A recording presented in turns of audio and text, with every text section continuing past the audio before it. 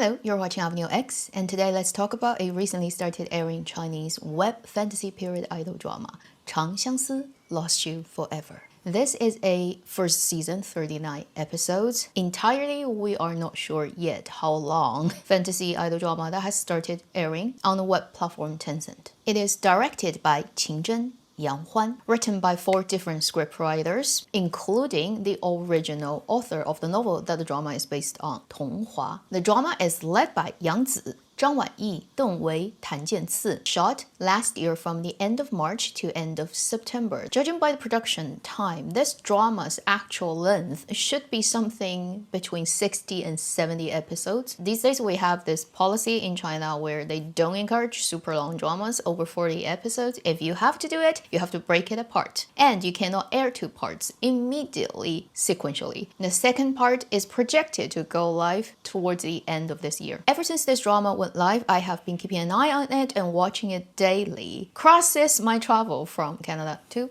China. For the future videos in the next 2 months or so, they're all gonna be coming from just my phone. I have watched up to episode 14. I'll actually give it a quite positive rating, about something between 1.5 and 2 gold mine. As usual, let me quickly introduce you to the story first, and we're gonna talk about details later. I haven't read the original novel personally, but I, again, am fortunate enough to have friends who have read it, and they told me pretty much everything. The original novel is actually based on some ideas and characters and names in traditional Chinese mythology, the origin story of Chinese people. But this author, Tong Hua, when she writes her love story, she changed a lot of things. Her work actually created quite a bit controversy because it is really playing with the origin myth. As they adapted to the drama version, they changed pretty much everything so that you can look at it as just a contemporary mythology creation. Our drama version story starts from our female lead character played by Yang Zi, her perspective. And if you want to categorize this drama as an idol romantic fantasy drama, then it is about her and 3 different male characters in her life. Each of them came into her life in a different way at different time, and then eventually she would end up with somebody. But the fact is, this actual story is much more complicated, and in a way the romantic element of the story is not even the most important. And all the main characters you're going to come across in these dramas, in many ways they are not single-mindedly focused on love. So this drama is rather different from the only love matters type of idol period fantasy drama. Quickly explaining, the female lead actually comes from a very powerful lineage, but she got lost since she was little, and she went through very difficult life in the first section of her life, which is hundreds of years, but yeah, she's immortal, so who cares. And then she ended up in this little village working as a doctor and having a male facade to the level that people cannot see through her. In this world setting, you have multiple races and types of creatures living together. So there are normal humans, there are animal demons, there are immortals. They have a different lifespan and people just get used to it. She's been there for decades, and one day somebody comes to this village and disturbs the peace, and that is the person who is actually her cousin. She got lost, and for many years the cousin has been searching for her. Finally, when he actually finds her, he cannot recognize her anymore because she is now a guy and she hides her identity very well. And then she will come across another guy who would show up at her doorstep, which is a nine-tailed fox. That's played by Deng Wei. Oh, the previous guy is played by Zhang Wanyi. And then she'll come across another person who is actually a sea monster with 9 heads, played by Tan Jianci. She has this complicated and powerful lineage. It has to play into the whole relationship she will eventually go back to, where she comes from, her origin, her family, and all that saga and different races and different kingdoms fighting against each other in this mythological world. Eventually, she's gonna end up with one person. Now, let's go and talk about what is worth watching and what I see as problems. On the positive end, point number 1, this is a finally no longer everybody dressed in white clothing, layers and layers of flowing material and ridiculous lighting, heavenly realm fantasy idol drama. It starts from a very grounded set and looks of things, and it still hasn't gotten to the very palatial world of the powerful immortals yet. It's just nice to see something for change. So for this drama, the first 14 episodes, it's all in a little village that has trees, that has wooden huts. You have color, you have contrast, you have people who look like they live in real space. I never expected I would actually make make such a difference for my enjoyment of a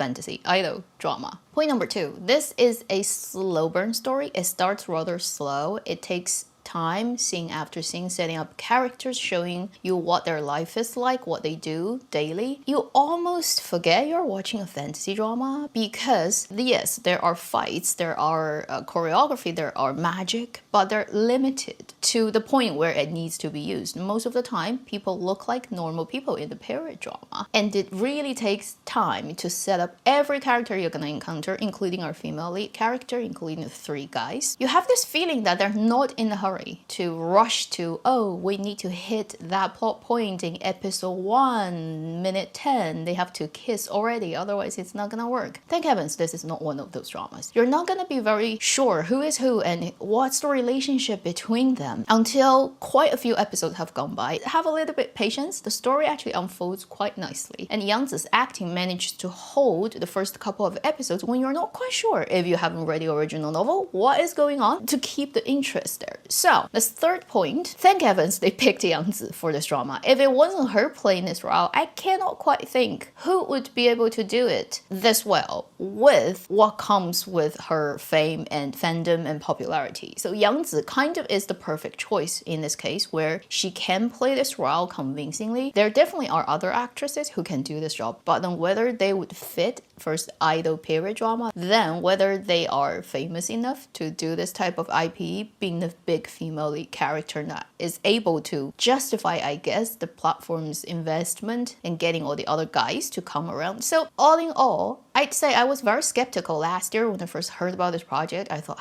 another idol period fantasy drama. She's done too many and she needs to move on. But after watching the first 14 episodes, I really enjoyed it. And she's doing a really good job. And honestly, for this particular role and this setup and this type of project, probably she's the best person. You can't find another one that ticks all the boxes. This character is much more complicated than all the other fantasy drama characters she's ever played. And in terms of the other guys, honestly, the only guy that I'm interested in seeing in this drama is Tan Jianzi's performance of Xiang Liu. That's just my preference. So far though, the other 2 guys are doing a good enough job. I am not so interested in either their characters or their performances, but they don't destroy the drama. The last thing, the positive thing, but we haven't seen the whole thing, so I'm kind of guessing at this point, which is I have the feeling that this probably would be slightly more deeper and more talking about complicated human nature and then the complicated power at play in this world than 傻白甜, stupid, cute and sweet, romantic fantasy idol period dramas. Already you see all the characters are not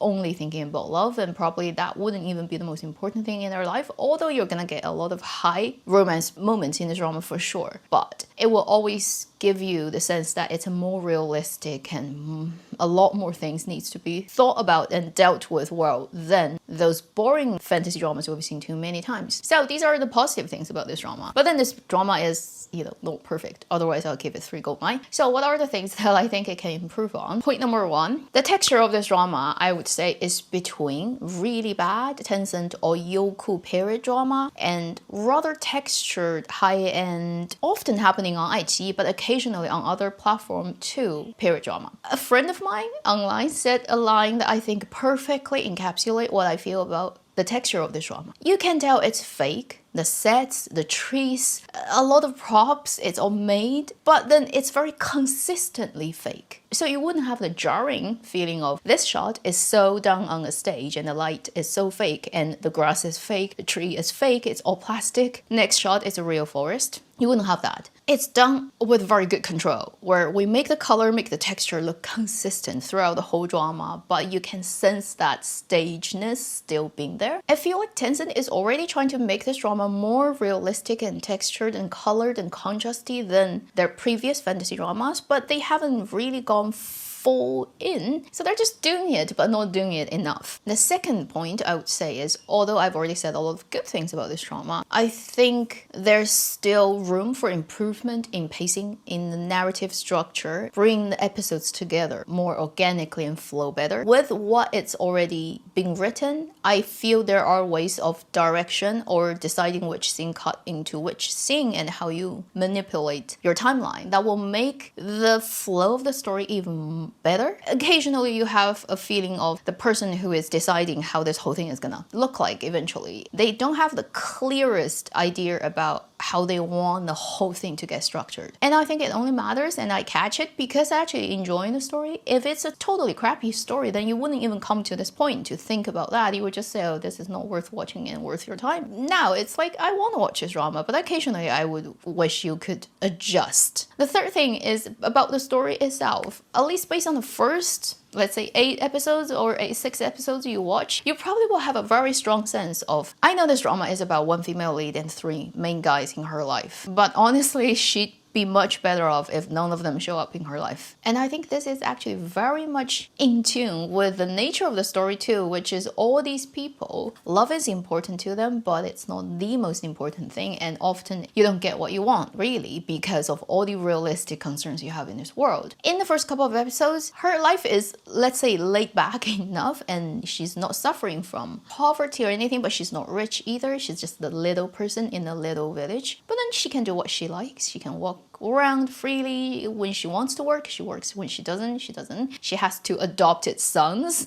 who she can joke with all the time, and she has the little happy life in the village. I'd say that's not too bad a life compared to the amount of drama and crap that she immediately starts to suffer when these 3 guys show up at her doorstep one by one by one. I will keep watching this drama for sure, but in a way I feel, right, it's just sad for the female character that she has to basically run into these 3 guys. She probably will be much more healthy physically and more intact and not suffer that much pain, and mentally much more healthier for sure, and emotionally much more stable, and then freedom-wise she can do what she wants. I mean, yes, it's limited. She's not the super powerful rich person, so she can't do anything she wants, but I mean, within her little kingdom of the medical shop, like, she has a pretty nice life. I just feel like these guys, like, leave her alone.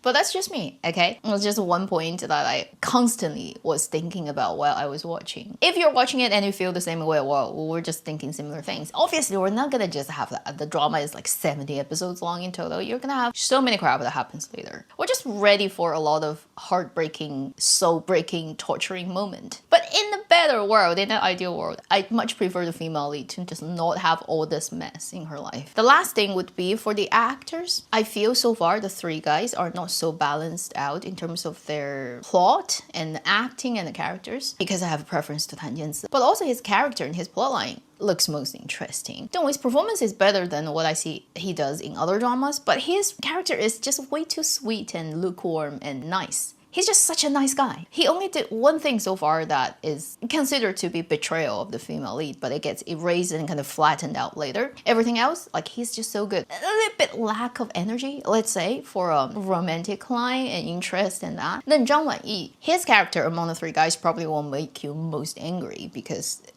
there's some epic things he did that are pretty unforgivable, but they have the longest entanglement, these 2 characters, female lead and Zhang Wanyi's row. I feel so far I haven't fully gotten Zhang Wanyi's performance of his row, because I think first is my impression of him is more on the normal, serious, contemporary, proper acting dramas. I feel when he goes into the world of guo, period idol drama, although he's been in others, not as the main leads, it's just a little bit not fitting quite comfortably with other people. Also, he uses his own voice, which other people also do. That's good for the drama. But the way he delivers his lines, his voice quality, and also his dictation tends to sound a little bit too not period drama style. Occasionally when he speaks, I want to laugh because I totally hear a contemporary person in a serious drama acting instead of a period drama and gods and immortals and dressing in those ridiculous outfits. His overall vibe just doesn't quite sync with Guo yet. I mean, Dong Wei, when he stands there, he's just a perfect Guo actor. Tan Jianzi, perfect Guo actor. Zhang Wanyi is like 1 foot is in contemporary proper serious drama. I can't quantify it thing, but I see it and it just feels a little bit off. And obviously, so far, all the horrible things he's done as a character to the female lead, if you're an audience, you probably need a lot of time to recover from that and to accept him to be a candidate even, you know, for the female lead. So these are the things I have seen so far in this drama, the positive, not so positive, and I will watch this drama I am sure till the end. I can feel it and looking forward to all the torture. Very tragic ending of certain characters, but I will soldier over it. And I believe every drama watcher, you are psychopaths, you're gonna love it, okay? So that would be the end of this first impression video on the drama Lost You Forever. My first Chinese drama review that's actually shot in China for the first time in more than how many years? I can't even remember. Please take care. I'll see you in my next video. Unlikely to have one Thursday. I am too busy and I have to do too many other things, but I will do the weekly video. Please take care, live long and happy drama watching.